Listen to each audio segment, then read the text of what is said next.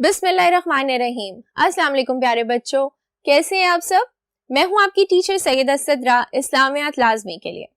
तो बच्चों, आज जो हमारा टॉपिक है उसका उन्वान है सुलह हुदैबिया, जिसके करेंगे हम कुछ मश्की सवालात। तो चलिए बोर्ड की तरफ चलते हैं और आज की मश्क का आगाज करते हैं। हाँ जी, तो प्यारे बच्चों, जैसे कि मैंने आपको बताया कि हमारा आज का उन्वान है सुलह हुदैबिया। तो अगर तो बच्चों को याद हो तो हमने पढ़ा था ये चैप्टर और समझा था कि सुलह हुदैबिया किसको कहते हैं, ये वाकया क्या था, और हमने किया था इसका MCQs का पार्ट।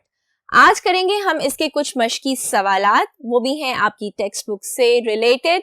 तो चाहे तो टेक्स्ट बुक में आप इन जवाबात को अंडरलाइन कर लें या चाहे तो अपनी नोटबुक में नोट कर लें। आज का हमारा पहला सवाल है जी कि सुलह हुदैबिया से क्या मुराद है, यानी सुलह हुदैबिया कब हुई और इसके क्या मायने हैं। इसका जवाब देखते हैं जी कि 6 हिजरी को हुदैबिया के मकाम पर मुसलमानों और कुफारे मक्का के दरमियान एक मुआहदा तय पाया, जो तारीख में सुलह हुदैबिया के नाम से मशहूर हुआ। यानी ये कब हुआ था? 6 हिजरी को हुदैबिया के मकाम पर, जहाँ पे मुसलमान और कुफारे मक्का के दरमियान एक मुआहदा, एक ट्रीटी साइन हुई थी, जिसको कहा जाता है सुलह हुदैबिया। और कुरान मजीद में इस सुलह को मुसलमानों के लिए फतह मुबीन यानी खुली फतह कहा गया। और एंड ऑफ द डे क्या हुआ था कि मुसलमानों को इस जंग में, इस सुलह में कामयाबी हासिल हुई थी। यानी इसको कुरान मजीद में क्या कहा गया? मुसलमानों के लिए फतह मुबीन या के खुली फतह। अब है जी सवाल नंबर 2 कि बैत रिजवान किसे कहते हैं, यानी बैत रिजवान क्या था। अगर तो आपको याद हो तो जब सुलह हुदैबिया के मौके पर यह बात मशहूर हो गई थी कि हजरत उस्मान रजी अल्लाह ताला अन्हु को शहीद कर दिया गया है, तो उसी दौरान हुजूर सल्लल्लाहु अलैहि वसल्लम ने तमाम सहाबाए कराम को कहा था कि हम उस्मान रजी अल्लाह ताला अन्हु खून का बदला लिए बगैर वापस नहीं जाएंगे। तो इसका जवाब हम ऐसे शुरू करते हैं जी कि कुरान मजीद में बैत रिजवान का जिक्र इन अल्फाज में आया है कि ए पैगंबर, जब मोमिन आपसे दरख्त के नीचे बैत कर रहे थे तो अल्लाह ताला इन मोमिनों से राजी हुआ।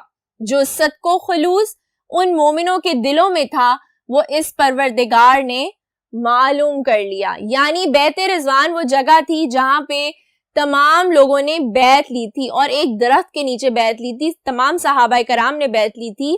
उस दरख्त का नाम था बबूल का दरख्त। रसूल अकरम सल्लल्लाहु अलैहि वसल्लम को जब हजरत उस्मान रजी अल्लाह ताला अन्हु की शहादत की खबर मिली तो आप सल्लल्लाहु अलैहि वसल्लम ने फरमाया कि उस्मान रजी अल्लाह ताला अन्हु के खून का बदला लेना हम पर फर्ज है। आप सल्लल्लाहु अलैहि वसल्लम ने सहाबाए कराम रजी अल्लाह ताला अन्हु से बैत, यानी जब हमारे प्यारे नबी सल्लल्लाहु अलैहि वसल्लम को खबर मिली थी कि हजरत उस्मान रजी अल्लाह ताला अन्हु को शहादत मिली है और उनको शहीद कर दिया गया है, तो उन्होंने तमाम जितने भी सहाबाए कराम थे उनको ये कहा था कि हम उस्मान रजी अल्लाह ताला अन्हु के खून का बदला लिए बगैर यहाँ से नहीं जाएंगे। चलिए बच्चों, अगले बोर्ड की तरफ बढ़ते हैं और इस सवाल का बकिया जवाब देखते हैं। हाँ जी, तो बच्चों, आप सल्लल्लाहु अलैहि वसल्लम ने सहाबाए कराम रजी अल्लाह ताला अन्हु से बैत ली कि हजरत उस्मान रजी अल्लाह ताला अन्हु का बदला लिए बगैर यहाँ से वापस नहीं जाएंगे। सहाबा रजी अल्लाह ताला अन्हु ने मौत पर बैत की, यानी जान कुर्बान कर देंगे मगर मैदान जंग नहीं छोड़ेंगे।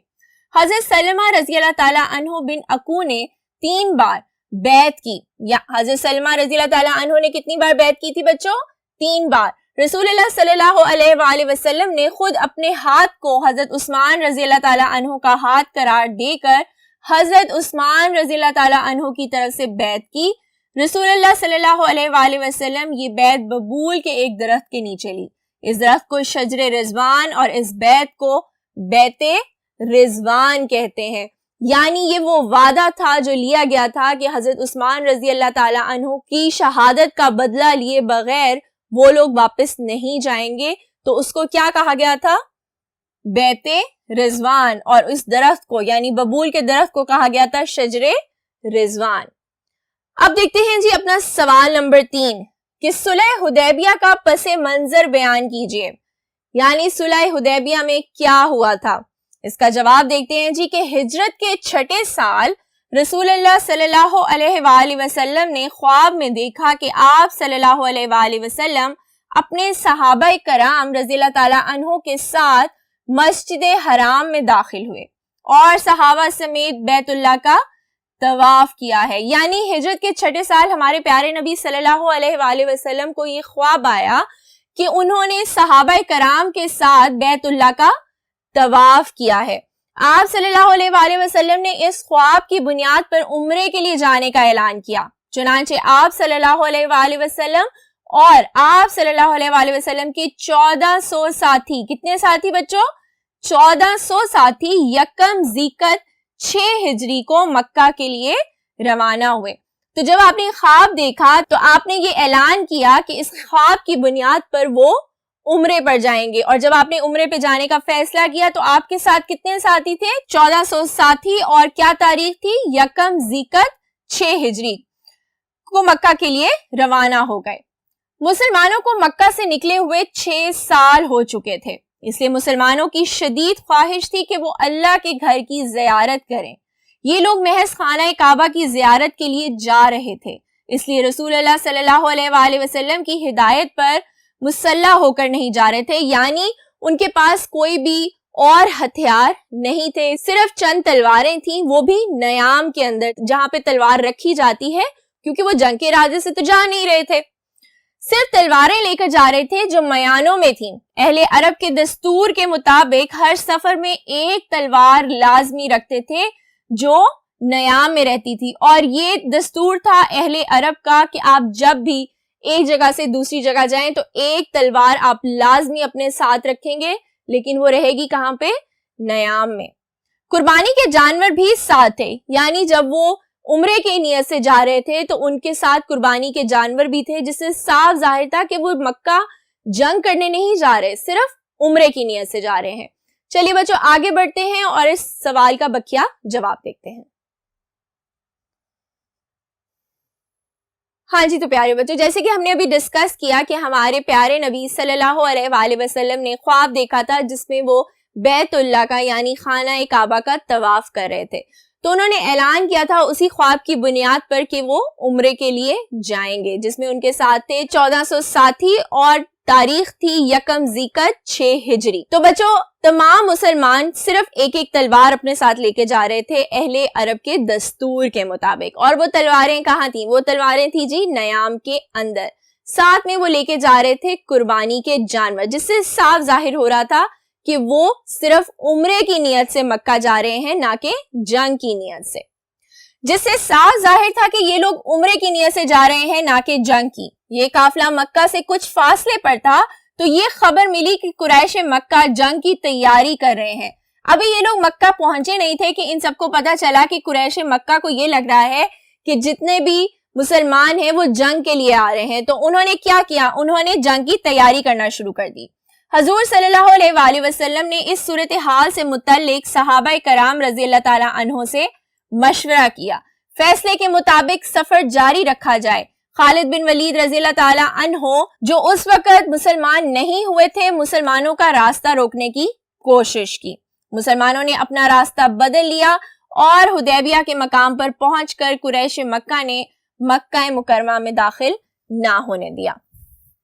تو یعنی بچوں فیصلہ یہ ہوا کہ جب ان کو پتا چلا کہ قریش مکہ نے جنگ کی تیاری شروع کر دی ہے، لیکن حضور نے جب اس صورتحال کا ذکر کیا صحابہ کرام رضی اللہ تعالیٰ عنہ سے، تو یہ فیصلہ ہوا کہ ہم سفر جاری رکھیں گے اور ہم حدیبیہ کے مقام پر پہنچ جائیں گے. ہم اپنا راستہ تبدیل کر لیں گے، چینج کر لیں گے. حضرت خالد بن ولید رضی اللہ تعالیٰ عنہ جو ابھی مسلمان نہیں ہوئے تھے، انہوں نے مسلمانوں کا راستہ روکنے کی کوشش کی، جس کی وجہ سے کیا ہوا کہ مسلمان مکہ مکرمہ میں داخل نہیں ہو سکے. اب ہے جی بچوں سوال نمبر 3، صلح حدیبیہ کی شرائط لکھیے. یعنی صلح حدیبیہ پہ کیا کیا شرائط لکھی گئیں، اس کی شرائط دیکھتے ہیں جی. شرائط نمبر 1 ہے کہ مسلمان اس سال عمرہ کیے بغیر واپس چلے جائیں گے. یعنی مسلمان جب اتنی تیاری کے ساتھ آئے اور حضور صلی اللہ علیہ وآلہ وسلم اپنے 1400 ساتھی لے کر آئے، وہ لوگ عمرہ نہیں کر سکیں گے اور عمرہ کیے بغیر واپس چلے جائیں گے. پھر تھا جی نمبر 2، زیارت بیت اللہ اگلے سال ہوگی مگر مکہ میں صرف 3 دن کا قیام ہوگا. تلواریں ساتھ لائی جا سکیں گی جو نیام کے اندر ہوں گی، یعنی آپ زیارت بیت اللہ کے لیے اگلے سال آئیں گے مگر مکہ میں آپ صرف قیام کر سکتے ہیں 3 دن. آپ تلواریں لا سکتے ہیں لیکن وہ رکھی کہاں جائیں گی؟ نیام کے اندر. پھر ہے جی نمبر 3 کہ مکہ میں جو مسلمان رہائش پذیر ہیں انہیں اپنے ساتھ مدینے لے کر نہیں جائیں گے، یعنی جتنے بھی مدینہ سے لوگ آ رہے ہیں بیت اللہ کی زیارت کے لیے، عمرہ کرنے کے لیے، وہ جو مسلمان مکہ میں رہتے ہیں ان کو ساتھ نہیں لے کر جا سکتے.